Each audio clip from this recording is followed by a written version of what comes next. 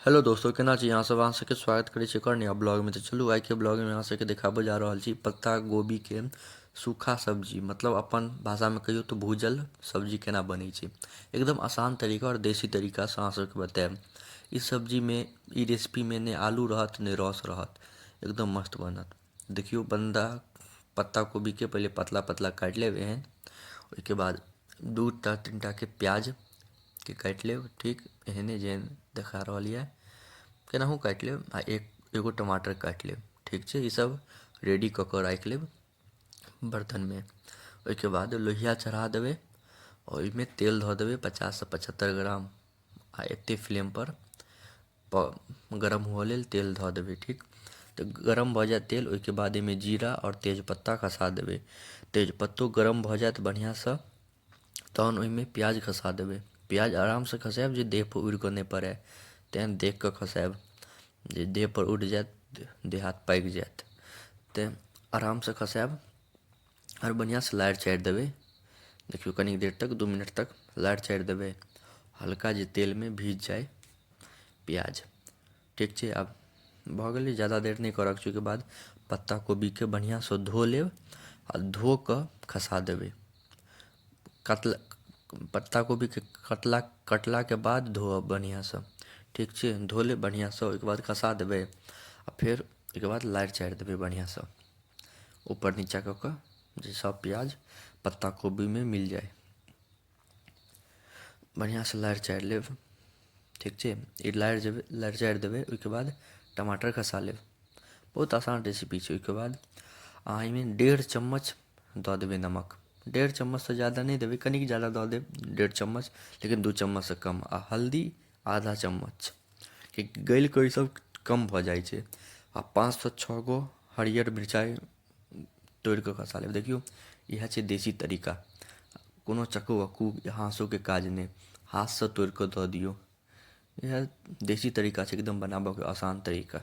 अहाँ सब बस लास्ट तक जरूर देखू, अहाँ सबके बहुत मजा आयत आ आसानीसँ सीखियो जेबै केना बनै छै।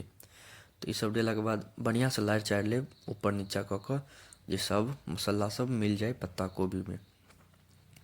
तऽ देखियौ, एतेक बढ़िआँसँ, एकदम बढ़िआँसँ लारि लेब। देखियौ कतेक बढ़िआँ स्वाद भऽ गेलै।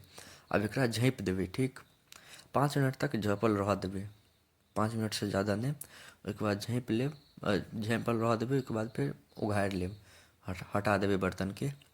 ओहिके बाद एहिमे आब धनिया पाउडर दऽ देबै, इहो आधा चम्मचसँ ज़्यादा नहीं।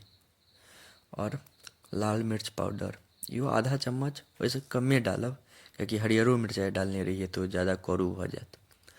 तऽ लाल मिर्च पाउडर कमे डालब, आधा चम्मच मानि लिअ ने। ओहिके बाद सबके फेर बढ़िआँसँ लारि चारि देबै। देखियौ, एकदम बढ़िआँसँ लारि चारि देलियै। एकरा अहाँ सब पत्ता गोभीके भुजरियो कहि सकै छियै। ओहिके बाद फेर झाँपि देबै। देखियौ, फेर 5 मिनट तक झाँपि लेब। ओहिके बाद फेर 5 मिनट बाद गरम हैत, ठीकसँ उघाड़ब। देखै छियै पाकिओ जायत हाथ, तऽ कपड़ा लऽ कऽ निकालब बर्तन। ओहिके बाद देखियौ, कनिक हमसब ज़्यादा समय तक भूलि गेल, मतलब गपमे लागि गेल छलियै, तऽ कनिक नीचाँसँ देखै छियै जरि गेल छै। तऽ 5 मिनट तक अहाँ सब रहऽ देबै तऽ बढ़िआँ भऽ जायत। तऽ देखियौ, हल्का फ्लेम पर, ज़्यादा हाई नहीं करबै, मीडियम पर एना एकरा भुजैत रहब।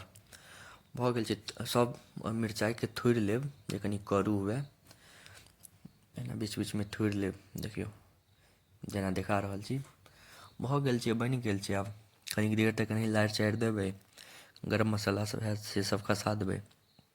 भऽ गेलै, बनि गेलै। देखियौ, गरम मसाला खसा लेब, भऽ गेलै। कतेक आसान तरीका छै। एकरा पत्ता गोभीके भुजरियो कहि सकै छियै, भुजल सब्जी भेलै, बड्ड नीक लागत। अहाँ सब एक बेर घरपर जरूर ट्राइ करब।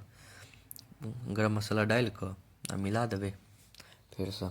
आब एहिमे धनिया पत्ता पतला पतला काटि कऽ डालि लेब, मस्त लागत खायमे। तऽ अहाँ सब घरपर एक बेर जरूर ट्राइ करब और बतायब केहन लागल अहाँ सबके। एक बेर अहाँ सब बना कऽ खेबै तऽ बार बार खायब। तऽ अहाँ सबके एतेक देर तक देखऽके लिए धन्यवाद। नीक लागत तऽ लाइक, कमेंट, शेयर, सब्सक्राइब जरूर करब।